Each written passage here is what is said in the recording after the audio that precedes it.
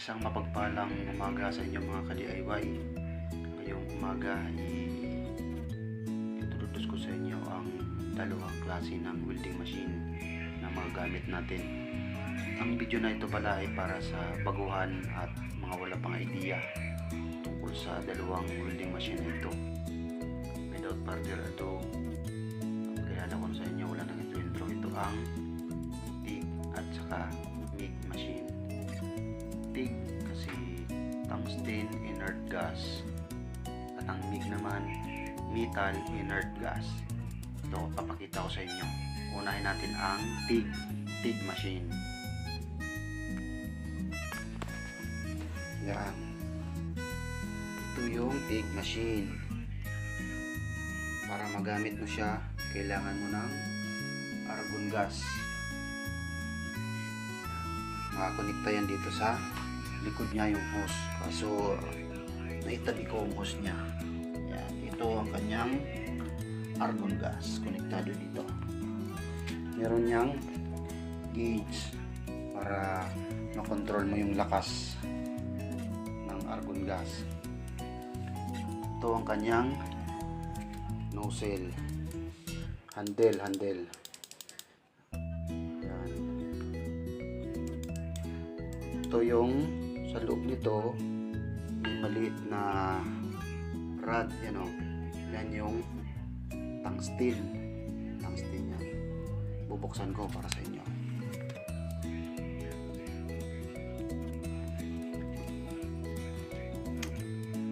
Yung tungsten nya.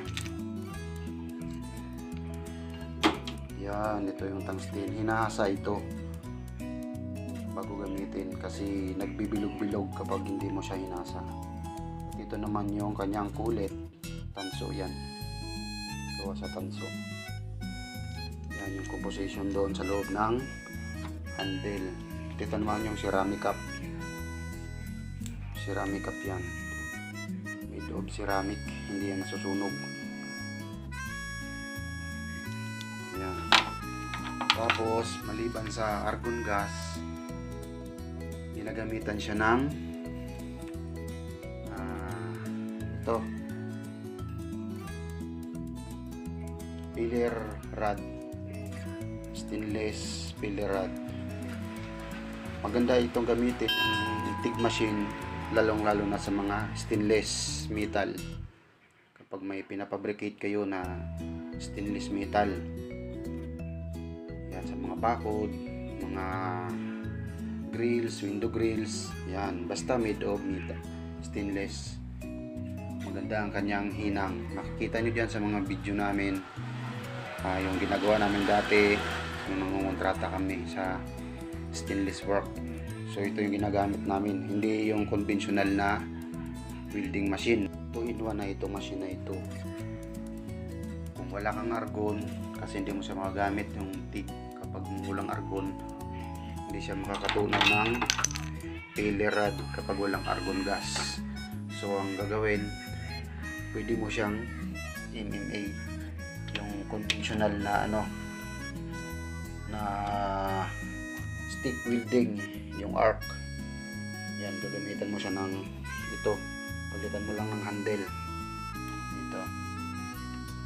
Yung ground, ito yung sa MMA, ito yung sa TIG. Kung walang argon, ito yung gamitin mo. Yan, ilipat mo lang yung kanyang switch. Ito na yung mga gamit mo ngayon. Stick, ito ay stainless to na welding rod. Stainless ito. Yan, pero bihira kaming gumamit nito. Ang ginagamit talaga namin pagdating sa stainless yung TIG machine. So maganda ang TIG kaysa sa stick welding dahil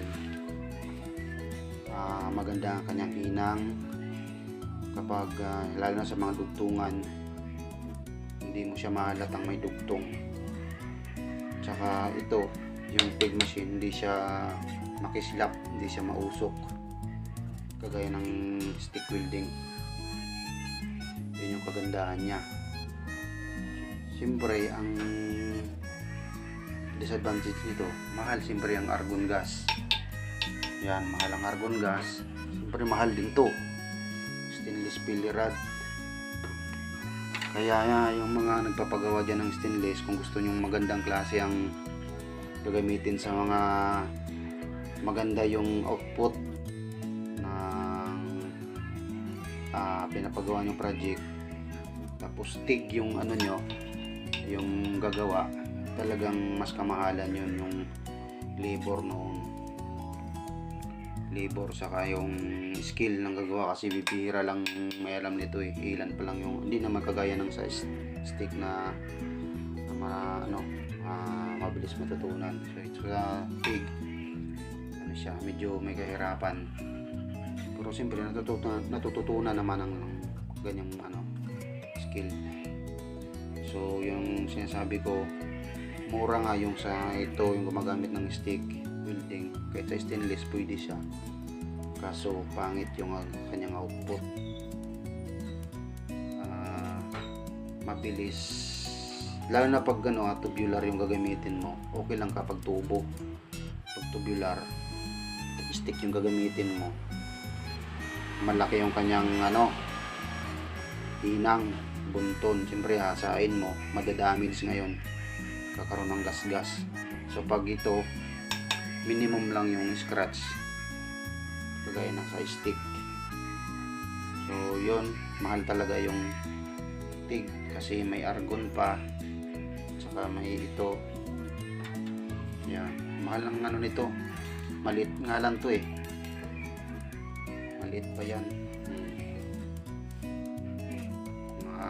Ano na yan, dalawang ruler taas nyan. 800 ang karga nito, maliit pa ito. 800 ang pakarga namin yan. So may isa pa tayong papakilala maliban sa TIG machine. Ito naman yung isa, yung MIG machine. Ito naman, pwede mo rin to siyang gamitin sa ito nga, 3-in-1 nga ito eh. May arc, TIG, tsaka MIG. Pero nagtataka ako dito kasi wala siyang lagayan dito ng sa loob ng argon hose. Kagaya nito na mayroon siyang wala. Ito wala. Pero may nakalagay doon sa selector niya na may TIG. So hindi pa na namin nagagamit ang TIG nito. Nagamit lang namin dito yung yung conventional na stick welding, tsaka yung MIG. MIG talaga ito, MIG machine. So ang MIG machine naman, o ang metal inert gas, ito yung handle niya, ipapakilala ko sa inyo, pakita ko sa inyo. Yan, meron siyang ito yung tinatawag na flux cord. Pag pinindot mo ito, siyempre hahaba ito, ng hahaba. Yan yung kailangan ng MIG, yung flux cord wire. Meron siyang stainless, mayroong pang baka lang. So ito pang baka lang ito. Meron siyang mga sizes, yung 0.8 mm tsaka yung 10 mm, 0.010 mm o 0.010 mm. Pero ang gandang gamitin ito, mas magandang hinang yung 0.8, tsaka mas mahal ang 0.8 mm sa 0.10 mm. Yun ang na pansin ko. Mas malaki yung 0.10 pero mas mahal ang 0.8 kasi mas madali siyang hinangin. Hindi mo na kailangan isagad yung pirahe niya sa kasi ito eh, 999. Nasasagad ko siya sa 999 watts, ampere pala. May dalawang selector yan. Ito yung sa ampere, ito yung sa volt, sa voltage. sagad ko to kapag ito yung gamit ko. Yan siya na-adjust. Kung gusto mong fill up, kung gusto mo yung talagang lapat na lapat yung hinang mo. Saka ito yung kanyang flux cord wire. Yan, bilog yan. 1 kilo ito. Nabibili sa Lazada. Nasa 200 yan. Yan. Yan yung pinaka bala niya. Kagaya nito. Sa mga welding, di ba? Kanya naman ito. Ito naman yung sa ano, di ba? Sa may TIG. Yan. Yung belly rod niya. Ito na yung mismong panghinang niya. Flux cord wire. Yan. Ang kagandahan nito, hindi mo na kailangan ng argon gas. Tsaka sa normal naman na welding machine, yung stick welding, hindi siya mausok. Ang ano lang ito, medyo ma-flux, yung tumatalsik na maliliit flux. Pwede rin siya sa stainless. Yan. Pwede mo siya gamitin sa stainless. Maganda rin yung hinang niya. Sanay-sanayan lang kung saan ka mas biyasa o sanay gamitin. Dun yun yung gamitin mo. Kung sanay ka sa TIG, TIG yung gamitin mo. Makaminus ka sa argon. Kasi dito wala tong argon. Flux cord wire lang. Mura lang pati. 1 kilo na yan. Matagal na siyang gagamitin mo. Tsaka ang kagandahan nito, lalo na kapag maninipis ng mga tubular, kagaya nito, hindi siya nabubutas.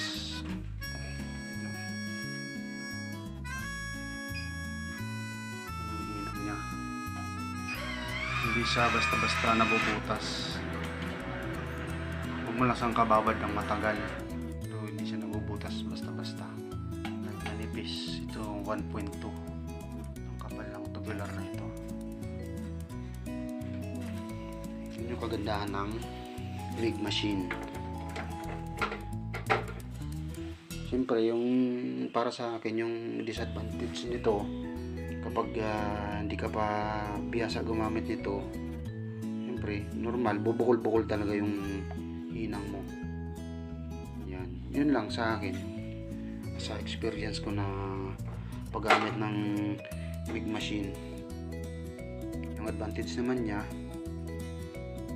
kumpara dito sa kumpara dito naman sa kanina, kasi kumpara dito sa TIG, ang advantage nito ay mura ito. Kasi nga 200 lang yung flux cord wire niyan, kagaya nito na bibili ka pa ng argon gas. Yan. Tapos yung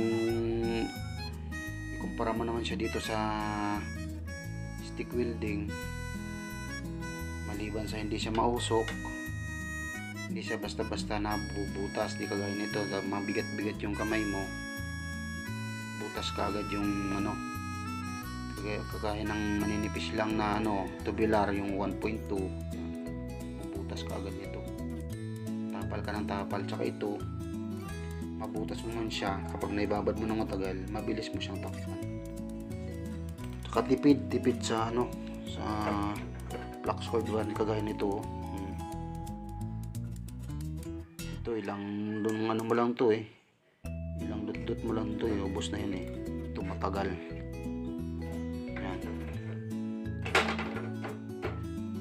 Yan lang yung comparison sa TIG, sa MMA, tsaka sa MIG machine.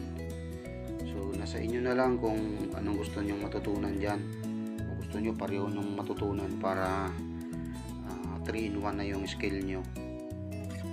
So sa akin kasi hindi man ako nag-aral ng welding, experience na lang.